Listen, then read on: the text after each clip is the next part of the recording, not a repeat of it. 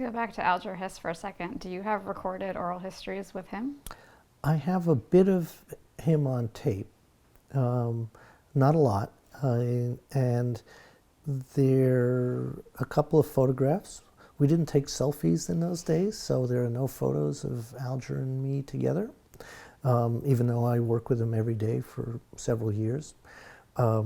So you asked me before about my regrets, and thinking about it, I would say that not sitting down with Alger for a lengthy oral history is a regret. In fact, now I remember when in 1978 a book came out called Perjury by Alan Weinstein, and it said that despite all the evidence or the way people feel, Alger Hiss really was guilty, and that he lied about being a spy and whatever, as he's been able to get away with it for all these years. And he based it on the defense files that he saw, not the FBI files that were just coming in. And those defense files were literally 10 feet from my desk at that time. And I used to ask Alger about the book, and I'd say, Alger, well, Weinstein says this. What's the truth? And he would point to a defense file, go take a look at that. And I would look, and I'd say, well, it doesn't say that. That's wrong. But what I had wanted to do was tape Alger going through point by point that book, which sort of changed the way history views him, to get an answer from him on each one of these points. And I had wanted to do that, and I didn't do it.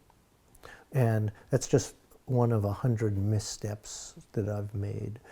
If I had done my work well and had been a lot smarter, his case would have been solved years ago. Years and years and years ago. We wouldn't have had to depend on the papers. I fucked up royally. I was really in charge of doing a lot of the research. And I was the one who had the energy and the stat to really take on that case back in those days, and in a way that made sense.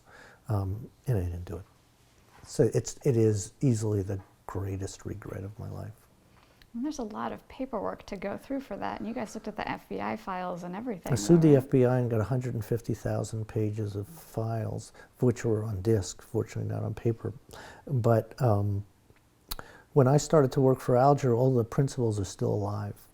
And I tried to interview, I did interview a couple, but the people we work for basically blocked me from doing it.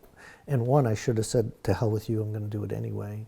And secondly, when I was done working on that, when I finished working for 3 years for Alger, we filed this petition. It didn't work well, and I went to, we didn't win. We lost in court. Every judge we came up against was appointed by Richard Nixon. I went to journalism school. I became a newspaper. I should have just said right then, no, I'm going to finish the work on the case. I'm going to go find all these people and go talk to them and see what they have to say. So I'm left now with interviewing the grandkids or the children of these people. And the truth is something I had to find from paper, not from people who were still alive at that point who could tell me the truth. I don't know if they would have told me the truth. You know, there were confrontations. The interviews I did were not always very pleasant, but at least I would have been able to get them on the record and pursue them. And I didn't. But you do have a book that's going to come out. I have a book that's coming out. University of California Press is publishing it probably early 2020, and I figured out who did it. And basically, you ask, you know, who has the means, motive, and opportunity to do it. First of all, I was able to point out that, to prove that he didn't do it. And then the question is, well, if he didn't, who did? Nobody's going to leave a receipt. I mean, this is the whole thing. This is how I'll be attacked. Well, you have no proof. Well, nobody's going to leave a receipt for one forged typewriter, and nobody's going to have a letter that says, oh, wasn't forging that information great? Thank you for forging this information. It's not going to exist. So you have to find who are the logical candidates. If Alger didn't do it, then who did?